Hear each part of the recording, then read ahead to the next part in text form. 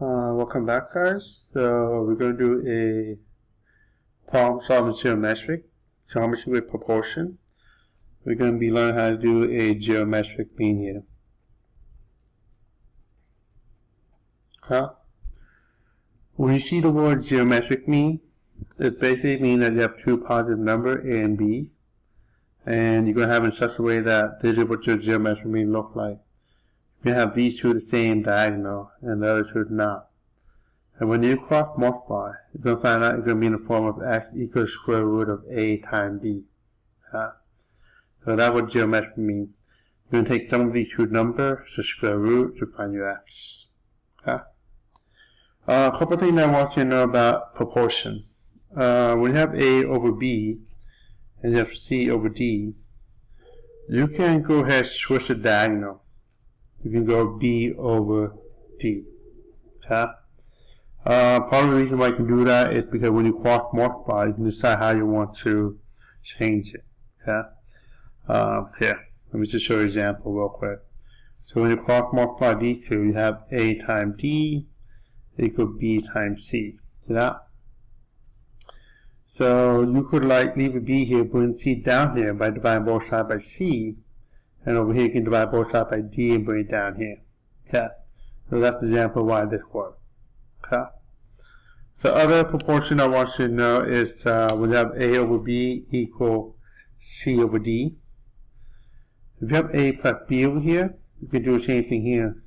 C plus d over d. And the reason why that works is simply because when you simplify it, and we'll give you an example here. Right here you have a over b plus b over b. We're going to break this part. On the other side, you do the same thing. C over d plus d over d. When you break this apart. Notice that this right here become 1. And this right here, c over d plus d over d become 1. Since they both have 1, they'll really end up with a over b equals c over d.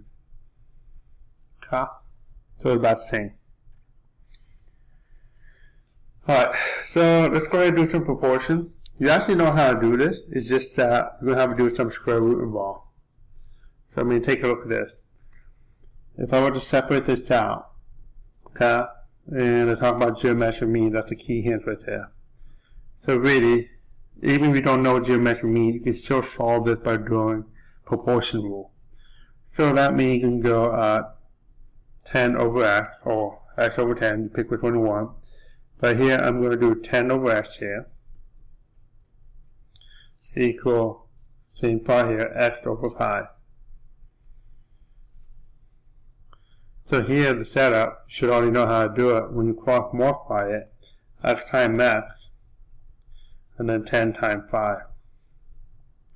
Now, x times x, another way of saying that is x squared, and then 10 times 5 is 50. In order to solve for that x, you're going to have to get rid of that square. So the opposite of square is actually square root. Now, when you square root, you're supposed to have x equal square root of 50. Yeah? It's supposed to be plus or minus, but since we're talking about positive here, so it can't be negative, it's positive.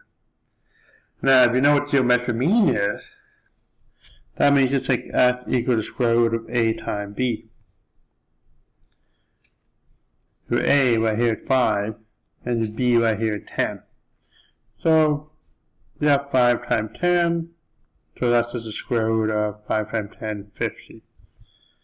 So right here, you have exactly the same problem. Yeah?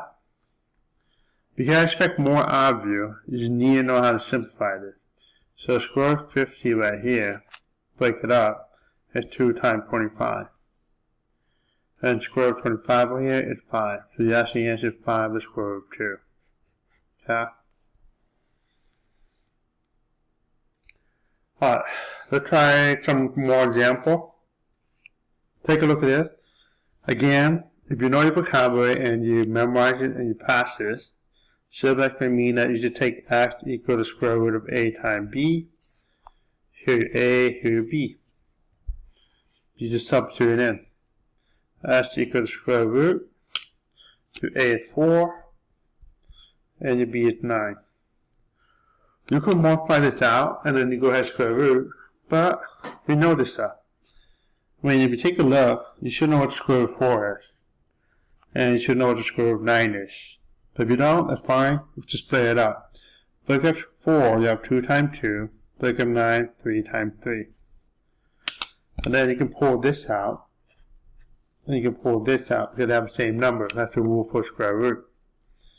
So 2 times 3, let's give you 6. No? Go ahead, let's try this together one more time and see if we get it. Okay? So, again, the key word is geometric mean. So, F equals square root of A times B.